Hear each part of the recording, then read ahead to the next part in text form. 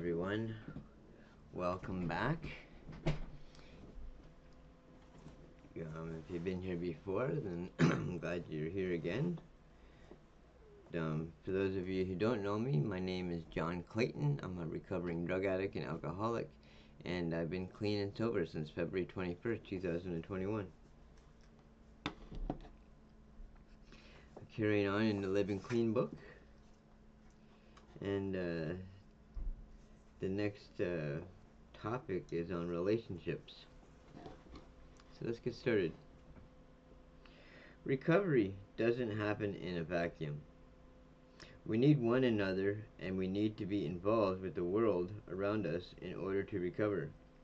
Living clean is all about relationships with ourselves, with our loved ones, with our fellow members, with society, and ultimately with our higher power. The people in our lives are the means by which we experience grace. We see the miracle of change in others, and they reflect our own changes back to us. They are windows through which we see the world, and vehicles by which we achieve spiritual progress. The truth is that most of us have not been very good at relationships. Some would say that an inability to form or maintain a long-term relationship is one of the symptoms of addiction. The basic text tells us that the disease makes us devious, frightened loners, that we develop strange habits and lose our social graces. When we came into recovery, we didn't always recognize what was wrong with the way we related to people.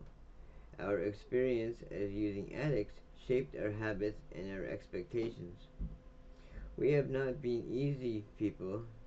We do harm when we are using, and the people who are closest to us get the worst of it. We can be stubborn and suspicious, angry and afraid, sarcastic, willful, and set in our ways. We have been through hell, and we have put others through hell too. We've experienced loss and failure, and often violence. Even if we come in with families or careers intact, we need to change how we deal with them. Gaining these skills in recovery can be a long and sometimes painful process. When we look back on our active addiction and see the harm we caused, the relationships we destroyed, and the opportunities for intimacy we threw away, we may be overwhelmed by the wreckage, but we can also find some gratitude for the fact that we are clean and we are changing. Our history with relationships can lead us to think that there is no hope for us in this area, but our experience with the second step provides us that we can be restored to sanity. We need help that our loved ones cannot give us. The therapeutic value of one addict helping another really is without parallel. Caring and sharing the NA way is the ultimate weapon against our alternating, isolating, destructive disease. Serious work is required. The issue we need to deal with emerge in the course of our interactions with others in and out of NA. As we go about our lives just being who we are, we begin to heal. While we are healing, we experience difficulties and conflicts.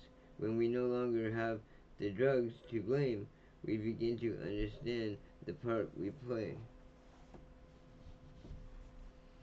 In our own struggles, when we see ourselves creating wreckage while clean, we have a harder time making peace with ourselves. Some of us struggle to believe that lasting change is possible. Members who care about us will help us to see the ways we are still creating our own problems, but it is our responsibility to do something about it. We learn to share. We share intimately. For many of us, sponsorship is our first honest, functional relationship at the very least. The first in a long time. Sponsorship can serve as a model on which we begin to build other relationships that are healthy, loving, and productive. Many of our long term members recall that they were impossible. Newcomers, questioning, doubting, arguing, and admitting their reservations. We made mistakes in public and dealt with the consequences. We built our foundation not by pretending, but by going through the struggles honestly and courageously, and accepting help along the way. Recovery is not always a tidy process. We are building intimate relationships with other people and with a power greater than ourselves, and neither of these comes naturally to all of us. We don't all come into NA alone. Many of us come into recovery with partners, children, parents, and others we are close to. But many of these relationships have been damaged by our disease. As we recognize that we can't fix it all at once, it can be tempting to just walk away. But relationships are not like drugs. Even though we may have used them for the same purpose, we can't simply obtain. The real work of living clean happens when we are in the world, relating with others. Our only choice is to learn as we go. We learn to deal with our family, our workspace,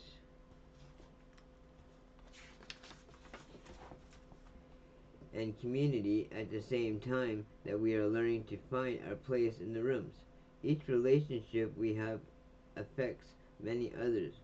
Each one teaches us things that help us in the rest of our relationships. We don't get a long term recovery without having relationships, both in and out of the rooms. It's the meat and potatoes of life, and the desert. Relationships affect everything we do and everything we are. The way we respond to our experience shape who we become. When we are when we are willing to stay in recovery, to allow ourselves to grow and change, the experience a full range of emotions that we get clean and at all is a miracle. But it doesn't stop there. We grow to be steady, reliable, loving people who can be force for change in the lives of other addicts and beyond. Relationships are central to everything we do. There is no step or tradition that is not somehow about relationships, and all of our literature talks about relationships in some way or another. There is no other area in our recovery that causes us more pain or more joy. It's where we see our growth and our recovery most clearly. Wow, yeah. That is so true. I know in my active addiction, I wasn't really much of a people person, and really I just, you know, I don't know, I guess I just caused pain, and I just wasn't a very good person to be around. And and it's funny because now that I'm clean and sober, and that I seem to have this major appreciation for life that I've never had before, which probably is because of the amount of times that I overdosed and the fact that I'm still alive. It's a miracle, many miracles, and sometimes even still today, sometimes I feel like I'm living on borrowed time because a lot of people don't come through the overdoses, and I came pretty close numerous times. So, but now, I got it in my head that I don't want to. I want to do something in the world that's gonna make me feel relevant. That when I'm on my deathbed and somebody asks me, what did you do with the rest of your life? I don't want my answer to be nothing, that my whole life just was a waste of space, because with what I got going on today, I never thought it would ever be possible. You know, when I was still in treatment, I managed to get myself in college and doing working on stuff that I absolutely love. And had I thought I would have ever had an opportunity, I would have got into it a hell of a long time ago. Because I remember in the early 2000s, I was a little bit more into the 3D art world, and I never went anywhere. I just went to drugs and alcohol even heavier than what I was already doing. And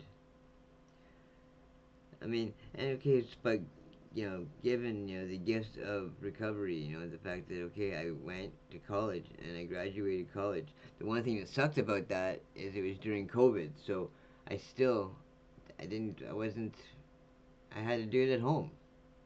And again, being by myself, well, I want to build some relationships with other people, even with like-minded people. And when I say like-minded people, I don't necessarily meaning people from the realms of recovery, but people who are into the same kinds of, oh, excuse me, the same kinds of things that I'm into. In regards to, making my YouTube channels and doing videos and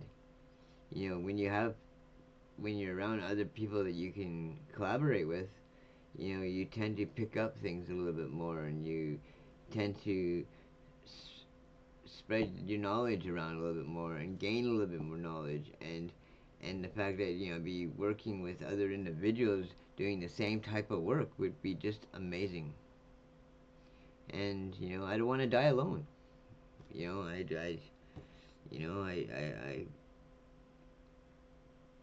that's a huge fear that I have right now. And but but but but my life is way better today. I've got no complaints other than I'm lonely. But other than that, um, yeah. Thank you for joining me today. I appreciate every one of you. It would be awesome if you want to hit like or subscribe and join my community. Maybe we can build something together. Stay clean and sober. At any rate, at least stay clean and sober together. That's the number one. That's the number one priority. Everything else is second nature. So thank you, everybody. If nobody has told you today that they love you, well, I love you, and we'll see you again tomorrow. Okay. Bye for now.